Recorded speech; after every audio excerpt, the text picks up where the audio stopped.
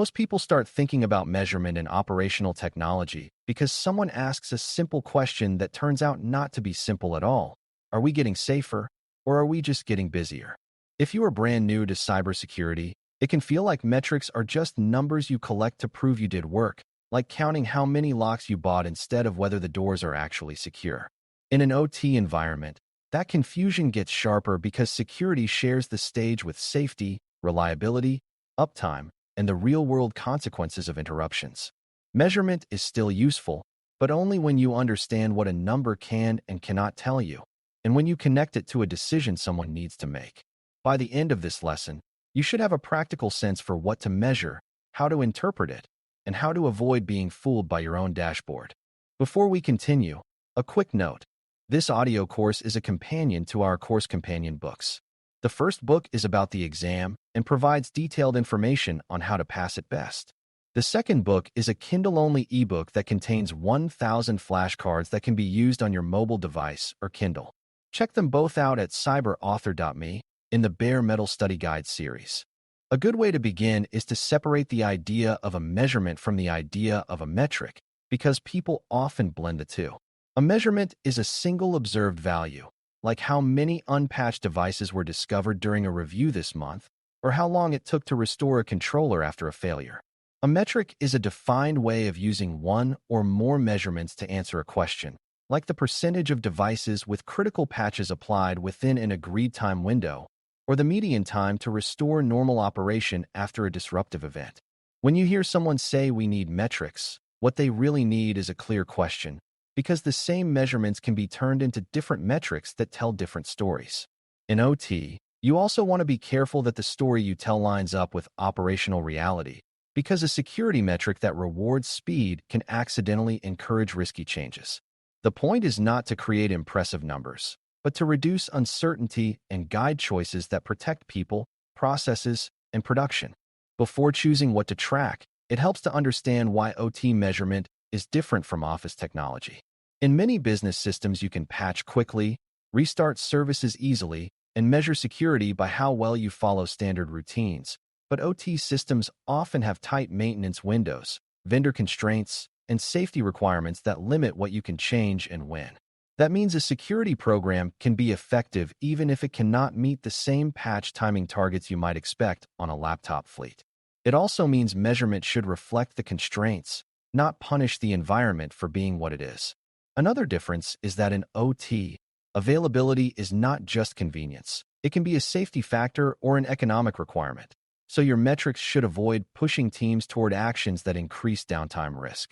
When you design measures for OT, you are really designing feedback that influences behavior, so it needs to be purposeful and aligned with safe operations.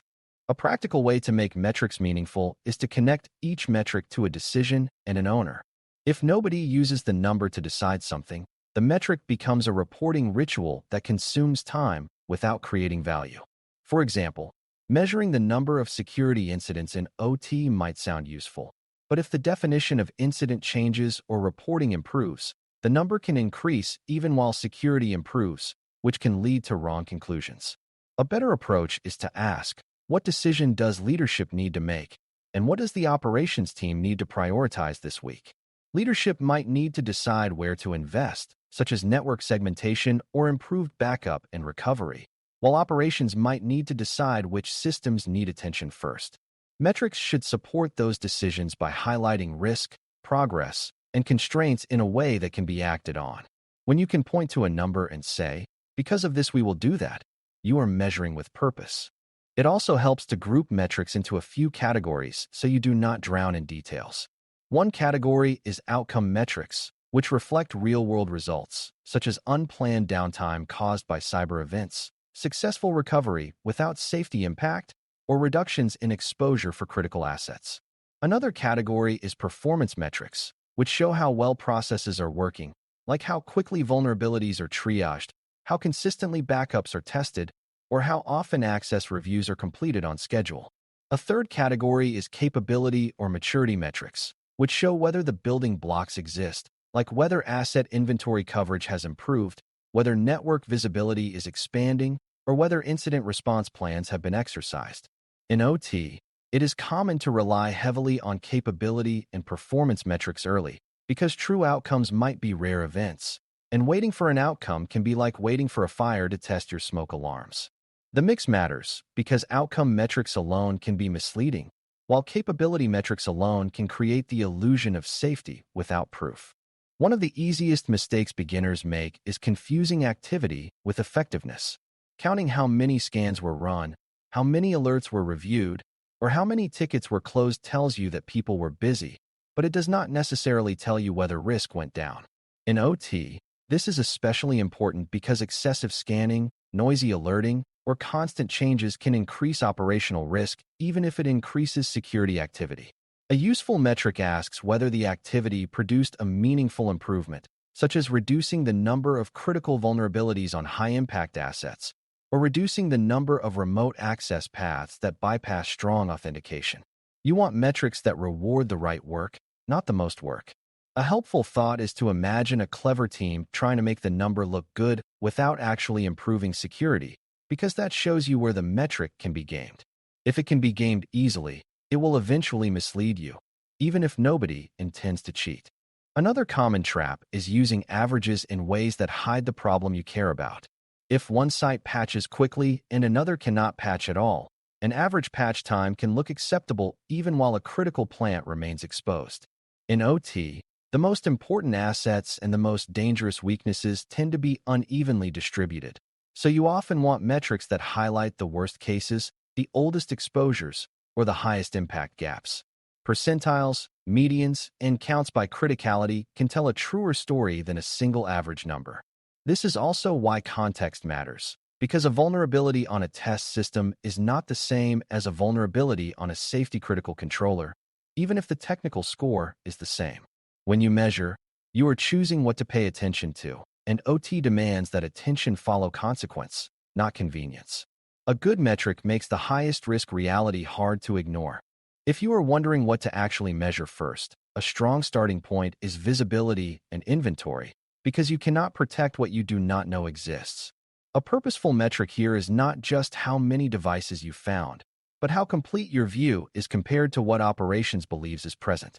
You might track inventory coverage as a percentage of known segments, or the percentage of critical assets that have an owner assigned and a known function documented.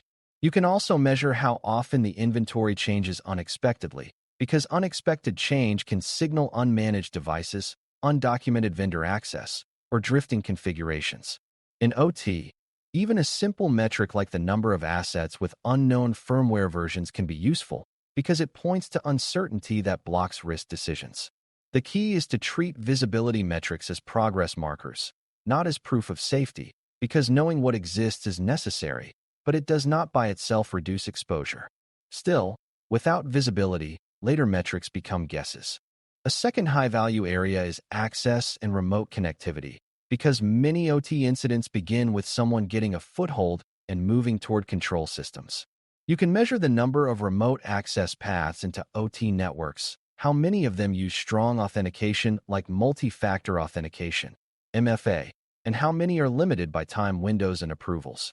You can also track privileged access, such as how many shared accounts still exist, how often privileged sessions are monitored, and how quickly access is removed when a vendor engagement ends. These metrics matter because they connect directly to the likelihood of compromise, not just to the volume of work performed. They also encourage a healthy kind of simplification, where the goal is to reduce unnecessary paths rather than to bolt security on top of every path. In OT, fewer, well-controlled pathways are often safer and easier to manage than many pathways with inconsistent rules. When access metrics improve, you can explain clearly what risk is being reduced, which makes them powerful for communication. A third area that benefits from careful measurement is vulnerability and patch management, but you have to adapt it to OT reality. Instead of measuring how fast everything is patched, measure how well risk is triaged and controlled given constraints. A metric might track the percentage of critical vulnerabilities on high criticality assets that have a documented mitigation, such as network isolation, compensating controls, or scheduled patch windows with vendor support.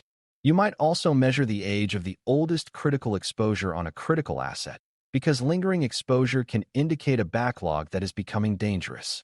Another meaningful measure is the time from discovery to decision, not just discovery to patch, because in OT the decision might be to isolate, monitor, or accept risk with a plan. This keeps the program honest by showing whether the organization is actively managing risk rather than passively accumulating it. The signal you want is whether exposure is understood, prioritized, and reduced in realistic ways. Detection and response metrics are another place where beginners can get misled because more alerts does not mean better security. In OT, many alerts can be false positives, and too much noise can cause teams to miss the rare signal that truly matters.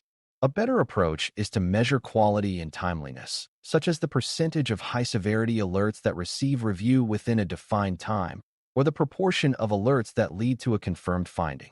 You can also measure coverage, like which network zones have monitoring in place, or which critical assets generate meaningful logs. Recovery metrics can be especially valuable because the ability to restore control system configurations and return to safe operation is a major resilience factor. Measuring how often backups are tested and whether restores succeed within safe time constraints gives you insight that is hard to fake. In OT, response is not just about speed, it is about correctness and safety, so metrics should reflect that. Because OT is tied to the physical world, you should also consider how your security metrics relate to safety and reliability indicators. This does not mean security teams should take over safety measurement, but it does mean you should watch for interactions, like whether security changes correlate with increased maintenance issues or downtime. If a new control causes operators to bypass it during emergencies, the metric might look good on paper while real behavior undermines it. A purposeful metric can include the rate of approved exceptions, the number of emergency access events, or the frequency of control overrides, because those can signal friction that will eventually become risk. Another useful measure is how often procedures are followed during abnormal events, because OT environments rely on disciplined response when systems behave unexpectedly. When security supports safety and reliability, the best signal is often the absence of chaos during disruptions, and your metrics should help you see whether preparedness is real or just documented. The goal is alignment, not competition, so the numbers should be discussed in joint language that operations respects. Once you have metrics, the next skill is interpreting what they really signal, because numbers can lie in subtle ways. A drop in incidents might mean improved security, or it might mean reduced detection, or it might mean people stopped reporting because it became painful. An increase in vulnerabilities found might mean the environment got worse, or it might mean your visibility improved, which is actually progress. This is why you should pair metrics with narrative context, explaining what changed in the environment, what changed in measurement, and what actions were taken as a result. In OT, context can include planned outages, vendor projects, new production lines, or safety upgrades that alter the asset landscape. A metric without context is like a temperature reading without knowing whether the thermometer was moved from the shade into the sun. When you train yourself to ask what could explain this change besides the thing we hope is true, you become harder to fool, and your reporting becomes more trustworthy. Finally, you want a measurement approach that stays sustainable, because OT programs fail when measurement becomes a burden that steals time from real risk reduction. A small set of well-chosen metrics, consistently defined and reviewed, beats a massive dashboard that nobody trusts. Definitions matter, because if each site counts assets or incidents differently, comparisons become misleading and arguments replace improvement. Ownership matters too, because metrics should have someone accountable for maintaining the definition, collecting the data, and driving the follow-up action. In a healthy program, metrics lead to conversations that end with decisions, not blame, and they evolve over time as the program matures. When measurement is purposeful, it becomes a way to learn, prioritize, and build confidence that you are controlling what matters most. And when you can explain what a number signals, what it does not signal, and what you will do next, you have turned metrics into a practical tool for OT security. Thanks for listening. For more audio courses, daily newsletters, and more, please visit DailyCyber.News.